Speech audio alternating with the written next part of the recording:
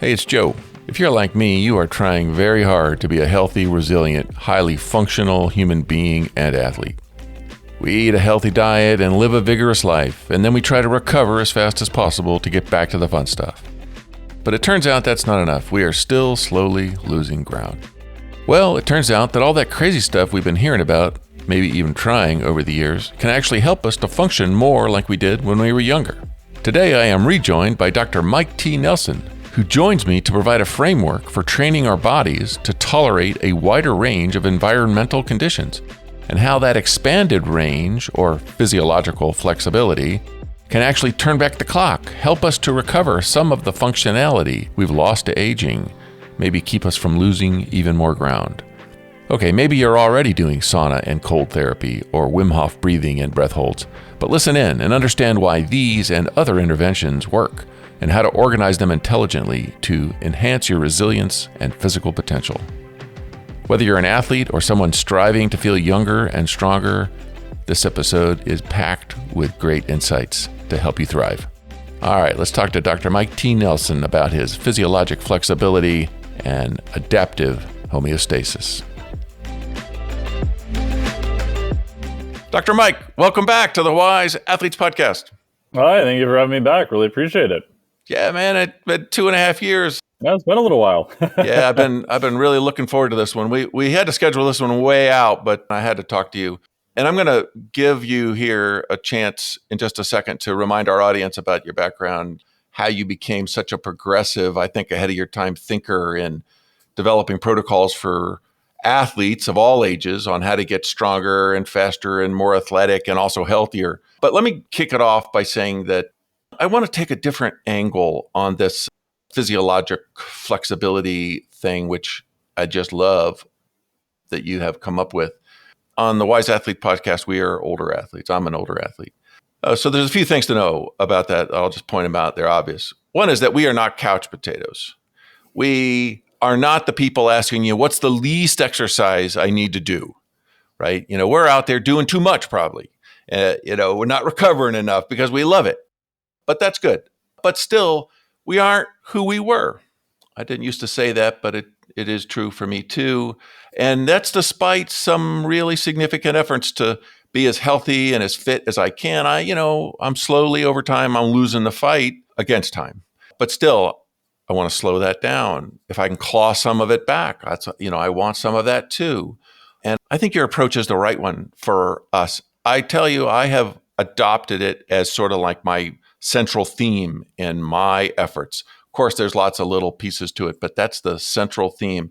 So more and more, I'm focusing on living a vigorous life to train my body, to tell my body, be more like you were when we were younger, more robust and durable. I could recover faster and adapt better to stresses like exercise or hot or cold temperatures, or even eating shitty food that tastes great without feeling like shit afterwards. Totally. So, all right, Dr. Mike, remind us who you are and what do you think you can contribute to our efforts to be younger? Yeah, thank you very much. Appreciate it. So my undergrad did a Bachelor of Arts, Natural Science. I did a Master's in Mechanical Engineering, Biomechanics. And then my PhD was in exercise physiology in metabolism, primarily, looking at metabolic flexibility and heart rate variability. And so I have my own company, which is Extreme Human Performance. So we do consulting with different levels of athletes. We do one-on-one programming, nutrition. I kind of do, for most of the people I work with, I kind of do everything from their warm-ups to their cool-downs to programming, exercise, whatever they have going on. Normally they've got something weird, like it's a mechanical issue or it's a metabolic issue. They can't really just follow a program and be like, oh, I'm good now. There's some sort of weird X factor that moves around that's going on. Some of them are older. Some of them have, diseases, that type of thing too. And then I work, as I said, associate professor for the Carrick Institute. I work part-time for Rapid Health Optimization. I do some consulting for Tecton, so that they have a ketone beverage. Sweet. And a few other random projects. And then I also, not totally relevant for your audience, but I just finished the Triphasic 2 book with Coach Cal Dietz, which just came out a couple days ago. So, yeah, it's been pretty fun. Awesome. All right. Well, again, welcome back. I'll say that I was, back when it occurred to me to reach back out to you to get you back on the show, I was reading a paper. It was talking about declining adaptive homeostasis as a marker of aging. Yeah, Kelvin Davies. Yeah. Of course, I'm familiar with the hallmarks of aging papers, the 9 and now the 12. And they don't mention this one. No. But you know what? They're right in that, I mean, at least as far as my body is concerned, that I have lost more and more over time the ability to adapt to things without training. Mm-hmm.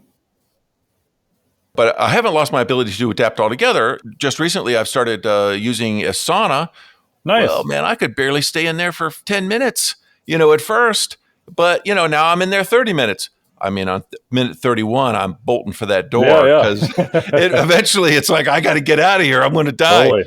But still, that's how I felt after 10 minutes when I first started. So I'm not dead yet. I can adapt. I just need to give my body the signals that it needs. And what I need to know is, well, what are those signals? What are the things that are going to give me the, biggest bang for the buck? I did your certification for the Metflex. Yeah, you did. And that was just amazing. That really kind of got my head on straight for how to think about this stuff. So thanks for that.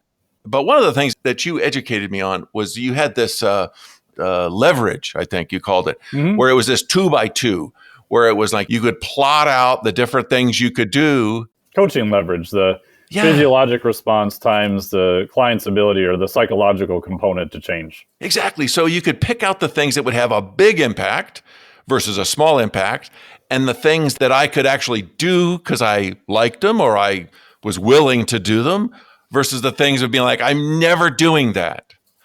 And you'd find the first things you'd give me would be the things that would have a big impact and I would do them. Yeah, shocker. I mean, my God, what a great idea. Oh, such a brilliant coach. So what I wanted, what I think you have done in your metabolic flexibility and your physiological flexibility, you haven't tried to pick on the 1 million ways the body functions and listed them all out. You picked out the ones that seem to be accessible to the most people that would have the biggest effect.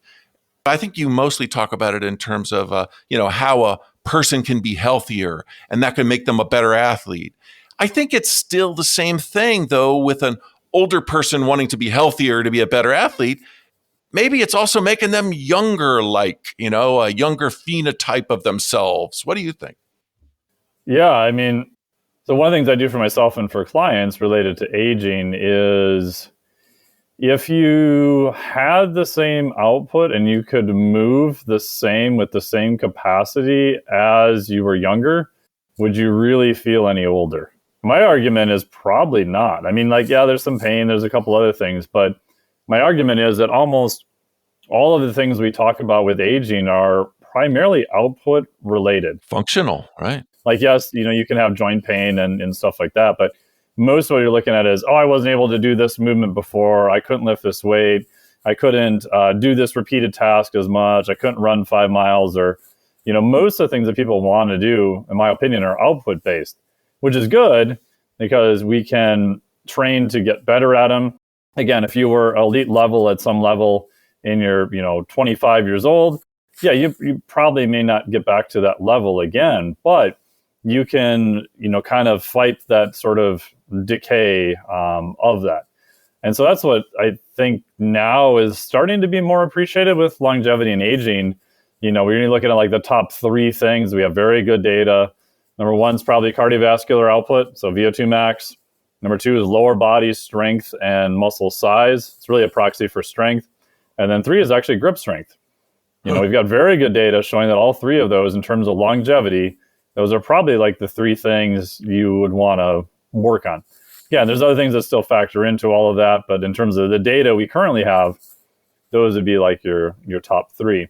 So if you back up from that then, so when I did the Flex Diet certification on metabolic flexibility, my thought was, okay, what are kind of the big rocks, a little bit more on the nutrition side. Yeah, we do talk about exercise and some movement stuff and some sleep.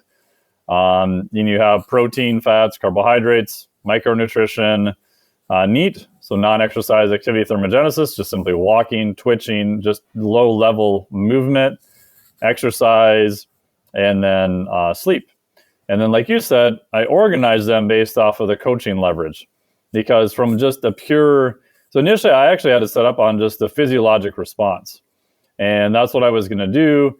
But my goal was to teach it to people who are interested in it, but also to teach it to coaches.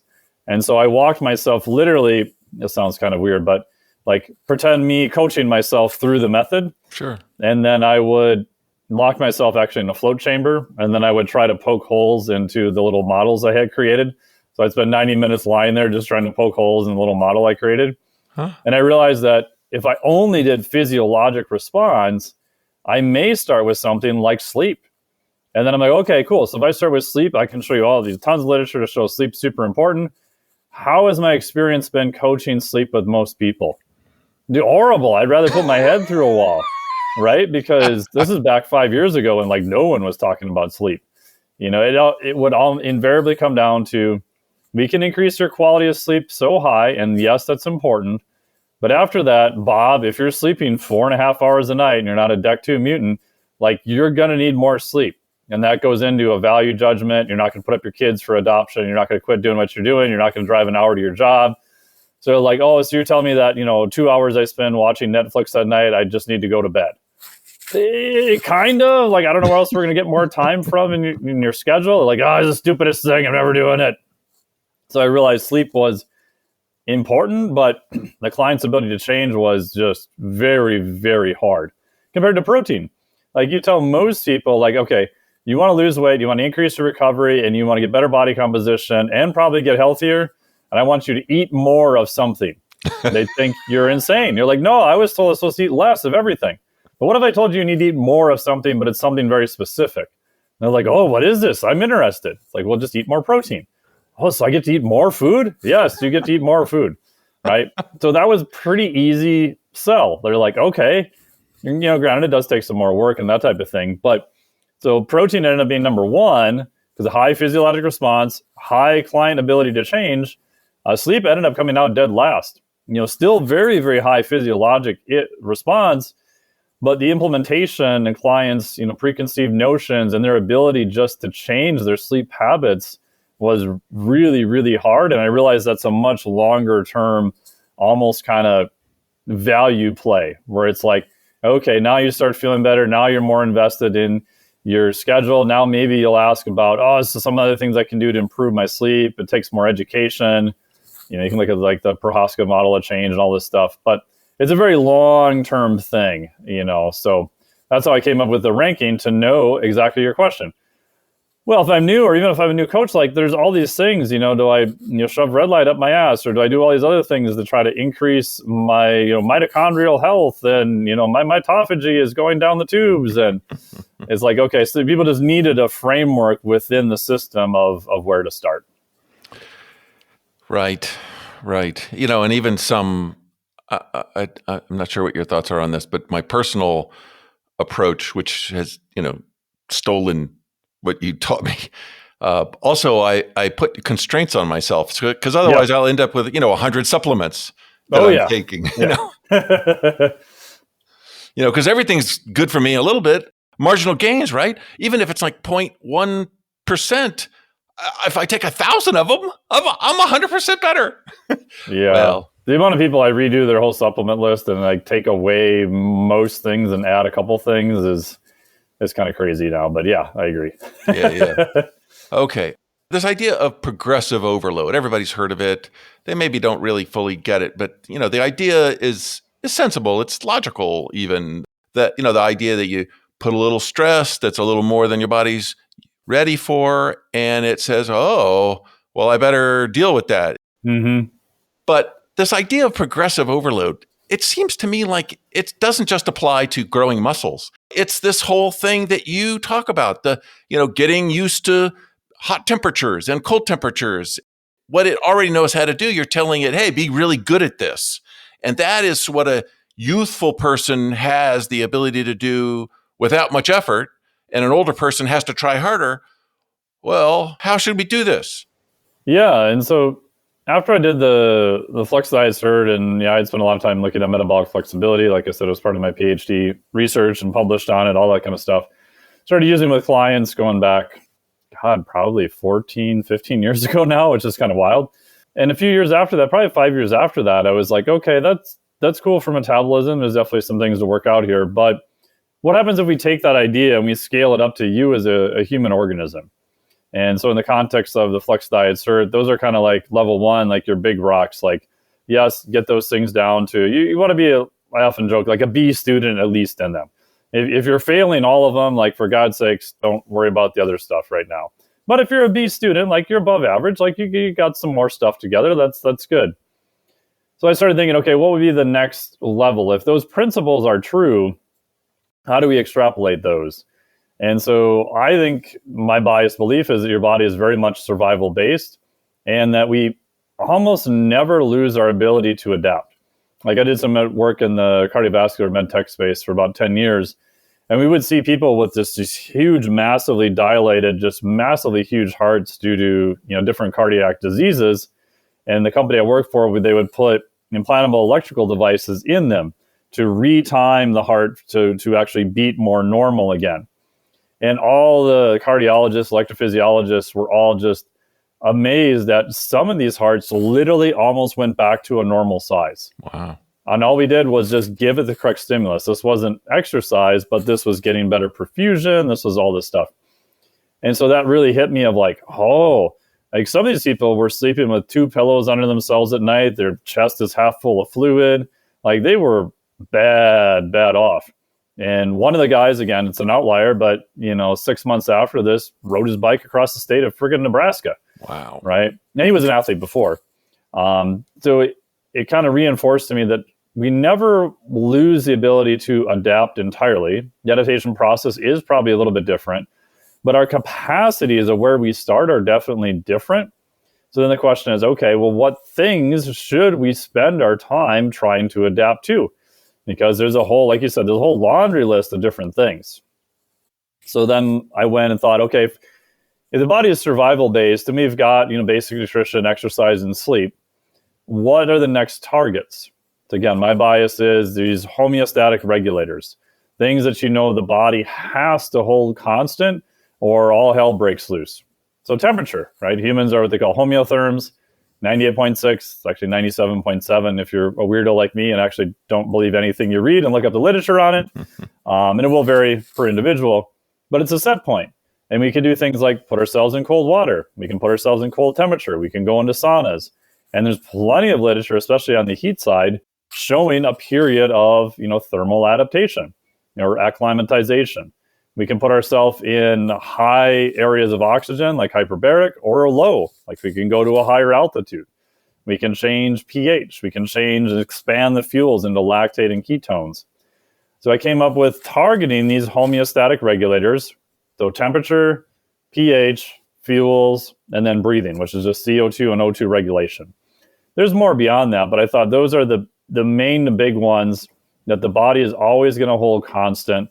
They overlap with each other, and they're also very practical, and we've got a ton of literature showing adaptations in it. If we put you on the rower and had you do some horrible, repeated wind gates for 30 seconds all out, like you do that for a period of time, your body's going to get better at handling hydrogen ions and lactate. So the framework I came up with is the physiologic flexibility. And then I do think that it's worth spending some time to increase adaptations in those areas. And then just to sort of run the thought experiment, if we think about cases where you cannot do that, a lot of times those are associated with aging. So the story I've often told is, my grandma, fortunately lived to be, over 100 years old. But when we would visit her at the end, when she was in the nursing home, it would be about 76 degrees in there. And she would have like a sweatshirt on and an Afghan, and she was just like freezing. Like her ability to regulate temperature, and this is like across the board in, most nursing homes, was really, really bad. Now, some of that might just be purely due to age, but I would argue most of it because especially later in her life, she just wasn't able to get outside nearly as much. So she doesn't have any exposure to any differences in temperature. So I think it is primarily more we've withdrawn the stimulus to give our body a reason to adapt, then it's that these things degrade over time with aging. I think they do probably degrade somewhat with aging. I don't think anyone's going to deny that. But it feels like the more we look at new and newer literature, there's a case study of a guy who set the world record for indoor rowing, so ergometer, at 92 years of age. Wow. Just crazy. I can't remember his numbers, but they're very impressive. The insane part is that he did not start doing any formal exercise and did not do any rowing until he was age 70. Jeez. So most people would think, oh, he was just an elite athlete when he was a kid and he's just kind of kept it up. No, he didn't do dick until he was 70. So to me, it's a case report. But, things like that are like hinting that it's probably more the stimulus that we've just not given our body in a nice controlled fashion to adapt to. Yeah. Again, you go back to progressive overload. You're going to look at, like with weights, you're going to lift more weight, do more work, more volume, or better density. You could move load, faster, quality of movement too. But that's the same thing if you're playing with sauna. Like, what are you going to play with? The temperature, if you can control it, the dose you're in there, and if you start doing intervals, like how much time do you have outside of the sauna? All right, this is great. I mean, look, what doesn't fall into the use it or lose it bucket? Exactly. That can't be a shock to anybody. The good news is that if you have lost it, you can get it back. 100%. Yeah. Maybe you can't get it back 100%, but you can get better. Oh, definitely. And that's good enough. Yeah. Okay, so let's do some details here. Yeah, for sure. What are these things that we can do? And of course, we're not looking to get certified here in 30 minutes. Yeah.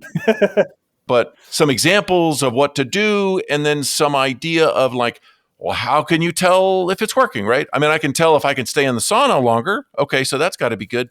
But is there any other thing that I might be able to measure so I can just track, is it having some positive effect on me? Yeah. So I like people to have some sort of just global tracking in their life. And it doesn't have to be anything complicated.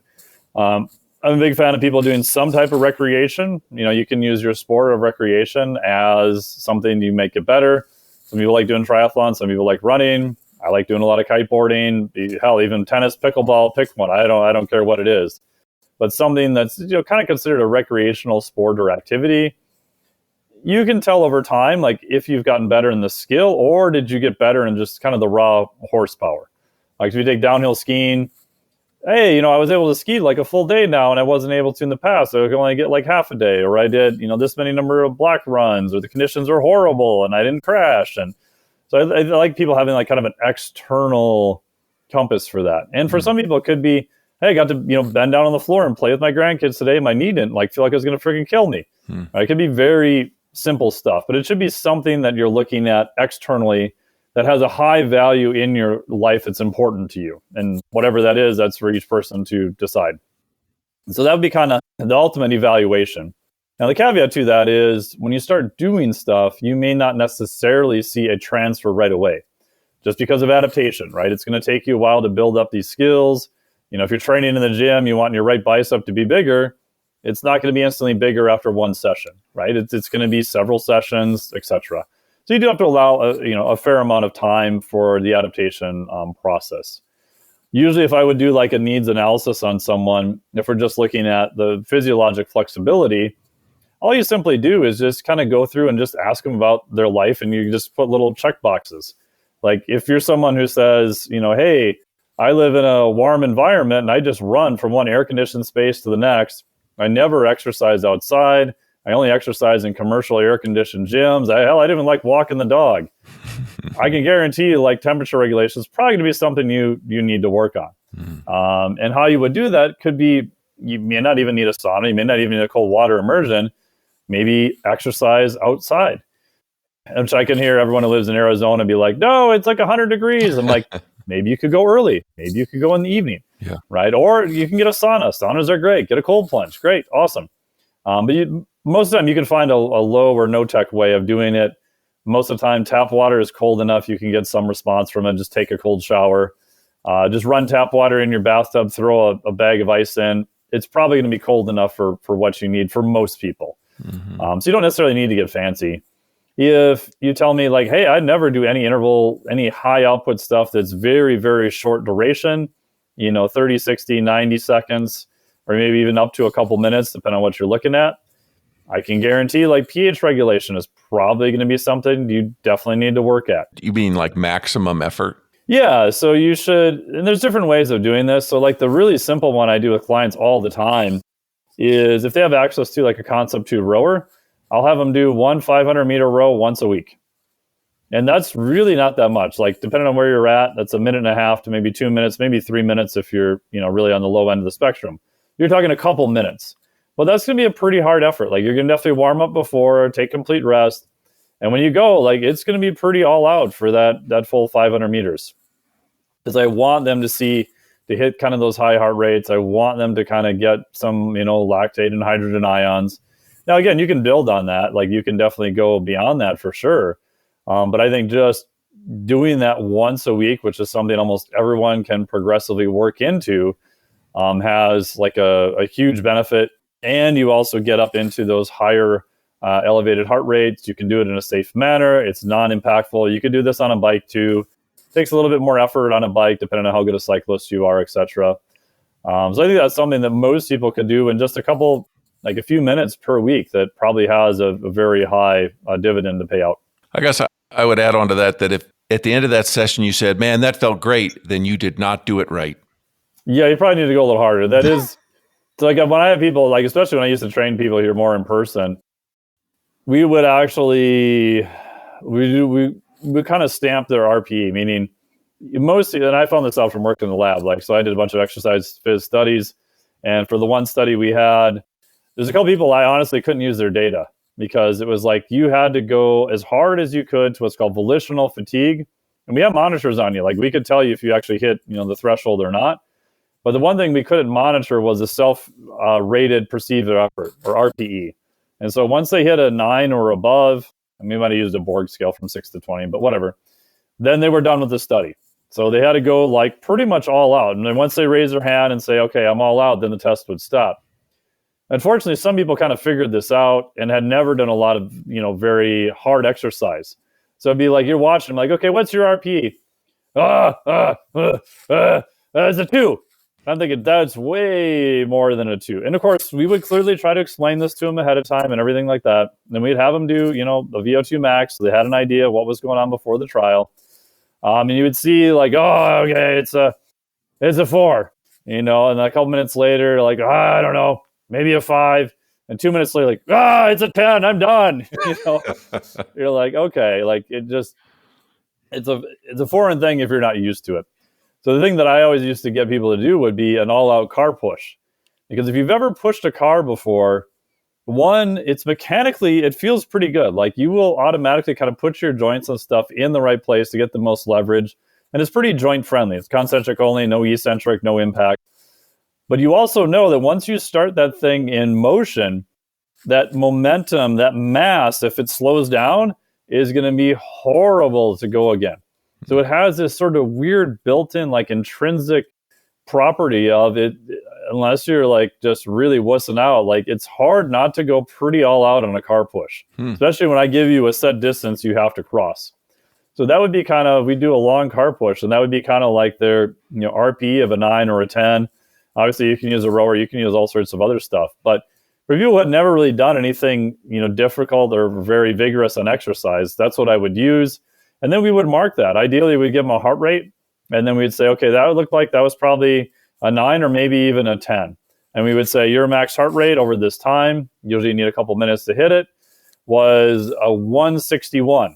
And I would put a note in their file, 161. Now, if they ever pass that heart rate, that is now their new max. So they came out and did some crazy workout and they hit 165. Cool. For all working purposes, now your new max heart rate is 165. Mm-hmm. So whatever you would hit, that would be kind of your max, both on a heart rate and just sort of a rating of perceived exertion. So, well, good. And I guess the practical reality is that that's not really their max heart rate. But if that's the highest they can ever get to, then that's... For all practical purposes, it is, yeah. All right, good. So this is useful. Let's go through them a piece at a time here. Sure. So we'll talk about what are the 4, regulators that you're working on, and then what's the up and the down, the either side of it, because you're trying to push the range. You're trying to Yep. make the range bigger. And so they have to experience something that's a little more than they're used to. And then over time, they can go bigger and bigger. Tell us about the 4 times 2 and how to do them, and maybe mention a progression, like start here, then go to there, and then the totally metrics if you got something. Yeah. So the first one would be temperature. And again, you're right. Like in the grand picture, we want to increase both your exposure to hot and cold, or the range on each one is something they call the HDR, human dynamic range. So if your range is real small, we want to see that get bigger over time. Now, if you wanted, in my biased opinion, do the maximal adaptation in the shortest period of time, then I like for almost all of these frequency, but not as intense. So for example, if you said, hey, I pick cold water, I've got access to a cold water immersion just to make my life easy. I can send it to whatever temperature I want. I'll do whatever the hell you tell me to do. I would say, great, we're going to work on temperature. We're going to work primarily on cold water immersion. We might do a little bit of heat, but only like once or twice a week. So we want to move our adaptive resources more towards cold, just like the barbell example.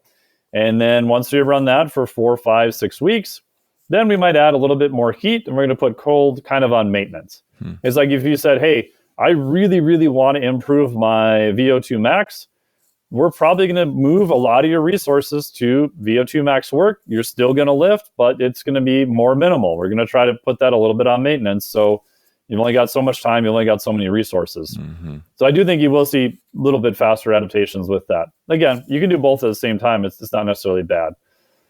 Then I would have them do it in the time of day. Doesn't matter much. I do like cold water immersion primarily earlier in the day. You do get like, some endorphins, they go up and that type of thing, which can mess with your sleep. Most people, temperature-wise, start at 50, 55 degrees. And then you're going to get in and, ideally, up to your chin if you can. And then control your breathing as fast as possible. Again, you're trying to take a stressor and you're trying to normalize that stressor internally as fast as possible, which at first is going to take some practice, just like all things. And then time is probably going to be short, like 30 to 60 seconds might be more than enough. But over time, you're going to go a little bit longer. And once you can hit it around 5 minutes, relatively easy, nice calm breathing, no shivering, then I would say drop the temperature to maybe 49, 48, and then go all the way back down to 30 seconds and then repeat again. Now, within this, you can also play with what I call sort of the wave method. When you get in, if you've done this enough, you will definitely feel like this is cold, this is stupid, why am I doing this? This is dumb, I'm an idiot. Okay, I need to get control of my breath. Okay, get control of my breathing. Okay. And then after about 30 to 60 seconds, like your skin kind of goes a little bit numb, like it doesn't feel as bad. But then you'll kind of hit that second wave where it starts coming up, where it starts feeling more and more and more difficult.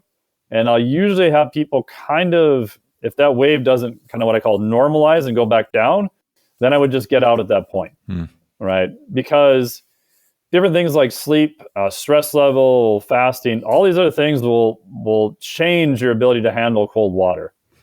So both those methods work. Run that for 6 to 8 weeks, and then maybe only do it once or twice, and then do the exact same thing with heat.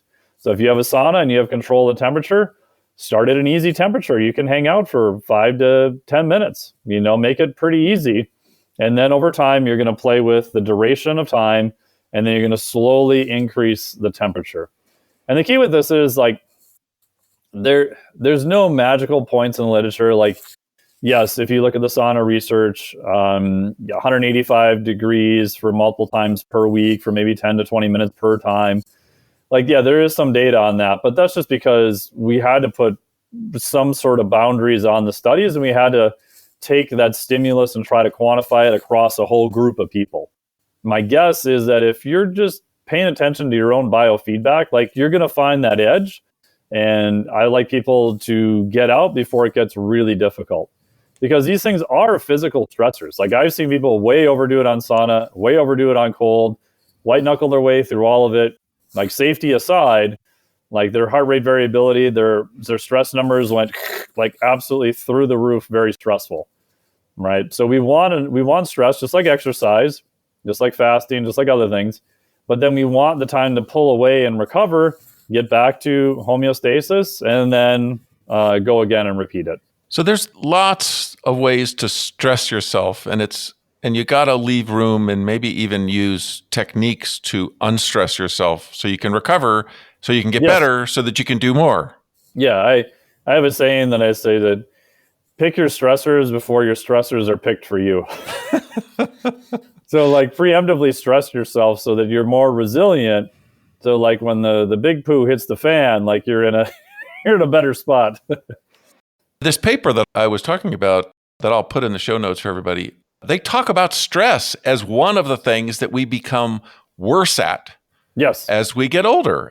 As a population, yes. And I think it's because we literally don't pick those stressors to get better at, would be my argument. Interesting. Okay, so another thing that was in that paper that I feel like it's important to say, the paper said the whole idea of hormesis, which is a little bit of damage and then you recover from the damage. I think they were trying to say, I don't know. What is true, though, is that this adaptive homeostasis, it doesn't require damage. Nope. Your body just will respond to the stress. And so in all of these things, I'm sure that what you're saying is, don't injure yourself. You don't need damage. No. Just the stress. Yeah. And on one hand, it's cool that people are talking a lot more about hormetic stressors, and I think there's definitely value to that. A lot of that early literature on hormetic stressors, though, was from toxicology based, and it was kind of assuming that you have to have damage, and then that triggers an adaptive response. And they did have early data to show that's true. Newer data would say adaptive homeostasis is probably a better term because just like muscle damage, like you could still see a lot of really good progress for weightlifting, both in strength and hypertrophy, without damaging the muscle. Now, if you do damage the muscle, we do have repair mechanisms. We do know that that is beneficial. There may be a time and a place to do kind of what I call selective damage. But the fact that it's a requirement for progress is not true at all. Great. Okay, so don't freeze yourself. No. Don't stay in the sauna until you pass out. I mean, don't do those things. No, and you don't need to. Like someone asked me, they're like, well, if you do cold water and all this stuff, like, why don't you ever really post your times or how long you're in on Instagram or whatever? I'm like, because I don't want to contribute to the pissing match that it's become, right? I mean, yes, could I white knuckle my way through a lot of it? Sure. Is that going to be beneficial to add that much distress to my system? Probably not, unless I'm Wim Hof trying to break a world record. Like there's no like ice bath, competitive competition or whatever. Swimming under icebergs. Yeah, like you want enough to get the adaptation, and then you actually want the minimal effective dose. Like you want the ability to do it again, which is why I'm a fan of frequency. Yeah. So do it, get out, and then your body will adapt. Like the last of our two is that there's some very, very interesting mice studies where they had hind limb tail suspension. The mice walked around in their front limbs all the time during the day. Mm-hmm. They did horrible things. They castrated them. They put them on low protein diets, did all this stuff. What they found was they could not drive strength and muscle hypertrophy changes in the front limbs to zero. Now, they could definitely reduce it, but they could not completely stop that adaptation process. So I think if you give the body the right stimulus, I don't think you can entirely stop the adaptation process. Now, you can do things to hinder it, you can do things to delay it, but I think that process is just the innate part of being a human, and it's underappreciated. Okay, great. So we're going to run out of time if we don't hurry up here, and it's all my fault. I'm sorry. Oh, good. So we talked about hot and cold. What's next? So simply pH, high pH, low pH. One is going to be more acidic, one is going to be more basic. So the acidic one we talked about was some high intensity intervals, high intensity work of any kind. The basic side's a little bit harder. The best way to do that is probably like the Wim Hof breathing or a superventilation method or Tumo breathing, where probably lay down to start. Don't do this standing. Don't do this walking. For God's sake, don't ever do it in water. And then you're just going to inhale and exhale at a very, very fast rate. What you are doing is you're actually off-gassing a fair amount of CO2, and that will temporarily change your pH. There are other things long-term related to diet and some other stuff that may help, but that's probably the best one in terms of a controllable acute stimulus. Okay. Number 3 would be expanded fuels. So metabolic flexibility, we've got fat and carbohydrates. So the cousin of high carbohydrate use is going to be lactate. The cousin of high fat use is going to be ketones. So I do think you should spend some time running those systems also. So if you're kind of doing the high intensity interval stuff, if you expand that out a little bit more into slightly longer intervals over time, your body will produce more lactate and hydrogen ions. You can get fancy with weight training and use like blood flow restriction and other techniques like that. We do show now that lactate, George Brooks's lab has shown this just recently. I think this paper was published a couple months ago, that the generation of lactate as a air quote byproduct interacts directly on the epigenetic genome through a completely not even discovered pathway before. In English, that means that lactate is directly changing your genetic output as we speak by having the high levels of lactate around. In a good way? In a good way. Awesome. Yeah, so there's acute spikes of lactate do a lot of benefit things. The long, very low levels of lactate and hydrogen ions, not so good. But high intensity exercise, very beneficial for that. Ketones, same thing. You can do longer periods of fasting with some moderate exercise. They do have beverages now, like I consult for Tecton. They have ketone esters. You can put yourself in a state of ketosis within about 20 minutes, pretty reliably. Now, I would argue that's probably good for cognition and some other things. You could also do exercise, moderate level exercise, and there are high levels of ketones also. Great. So you don't necessarily have to do a ketogenic diet. That would be one way, but practicality-wise, it's just kind of hard to do. Is it possible to do a ketogenic diet and also do the high intensity, where you're burning glucose and making lactate? Yes, but you will lose about 5 to 8, maybe 10% off your top end speed and power. And that has to do with an enzyme called PDH, pyruvate dehydrogenase, allowing basically carbohydrates to go into glycolysis to run that whole high energy system. Over time, with a ketogenic diet, the PDH enzyme changes. And so even if you gave those people a piss ton of carbohydrates before their exercise, they've lost some of that kind of that metabolic machinery to exercise it to the highest degree. They'll still be able to do it. They'll still be able to do some of it. It's good. But your RPE goes up really high. I mean, I've done that before, and it feels, if you can imagine it feeling worse than what it would do normally, it feels worse than what it would feel normally. Yeah. I did a ketogenic diet one time, and when I would do anything that was higher intensity, my muscles felt dead. Oh, yeah. And I've talked to high-end athletes who've tried this for years, and every single one of them to a T, they're like, I just feel like I'm missing that top gear. Yeah. Like I go to like competitive cyclists, I go to pass someone and drop the hammer on them. Like I just don't have the output. And these are high-level athletes who it's not for a lack of effort. Yeah. On the other hand, I never got hungry, and I had endless energy, and I mean, it was a weird mixed bag. Oh yeah, there's definitely some huge pros to it too, right? Again, it's a trade-off. Like, what are there's pros and cons to everything? Like, I work with some clients, we have them do a ketogenic diet because they love it. Cool, great. Yeah, well, it's true. People are different, and it depends on what you want, right? I mean, if you're not doing high-intensity stuff in your sport, then maybe you're a 100-mile runner. Yeah. Maybe it's perfect for you. Okay. Was there more? Yeah, the last one is just oxygen and CO2 regulation. Yeah. And real simply, all you're doing with that is just regulating breath. So if you want to slowly accumulate and get better CO2 tolerance, you're going to do some type of light exercise with only nasal breathing. You're purposely going to restrict some of your breathing. The way you would know if you desperately need to do that is check your respiratory rate overnight. If you've got a watch, an Apple Ring, an Oura Ring, your respiratory rate is creeping 15, 16, 17, 18 breaths per minute, I can guarantee you definitely need to do some of that work because your CO2 tolerance is skewed. And then on the other side, like you can get into, breath holds and things like that. They all have like their pros and their cons. And that was by far the hardest section to do. I think I redid those videos like 4 times or something like that, trying to take, literally I don't want to take 3 courses on that. We took a whole course on just how the lungs work, for crying out loud. So like trying to distill all that into one thing was a little hard. I gotcha. And I guess that we're talking about getting good at stress. One of the things that helps with stress is to not blow off too much of your CO2. Yes. So breathing, human beings have known breathing can affect your mental and emotional state for a long time. Yeah, and there's a lot of merits to it. And the caveat I would leave people with is just learn a little bit about what breathing technique you're going to do for what intervention you're trying to get.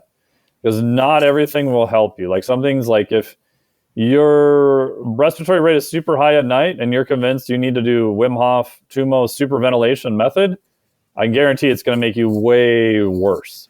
So not all the breathing techniques are going to be beneficial for you as an individual, but all of them can be super beneficial overall if you pick the right one for the right thing you're trying to do. All right. So people should have goals. They should prioritize according to their goals. But in general, people should try to push the range bigger over time. And and they can get better over time, a bigger range. And the idea, at least my idea, is that that's turning you into a younger version of yourself, a healthier version of yourself. Yes, I would agree. And especially over things we have the most direct control, I would argue all these things are under our control to an extremely high degree. A lot of the mechanisms, a lot of the other things that are kind of, touted as the next whiz-bang test or this or that thing, like your genetics are kind of your genetics. Like you can control like your epigenetics and how cards are played, but like these things, we have a very high amount of control over ourselves. And so I think we should use that to the highest degree we can first, and then, probably not worry about as much of the other stuff. All right. Fantastic, Dr. Mike. Hey, thanks again for coming back on the show. This has been great, as always. Tell our audience how they can find you and more information about what you teach people. Yeah, so I have a website, MikeTNelson.com. I have a few stuff that goes out over Instagram, which is Dr. Mike T. Nelson. The best way is probably the newsletter, which we send out, usually daily. I go to MikeTNelson.com. There'll be a little link on the top that says newsletter. And just drop me a note there. Tell me you heard about it here. We'll have links and info there to the Flex Diet Cert, which opens again in January. It's just flexdiet.com. The Phys Flex Cert will open again in March. But newsletters probably the best way.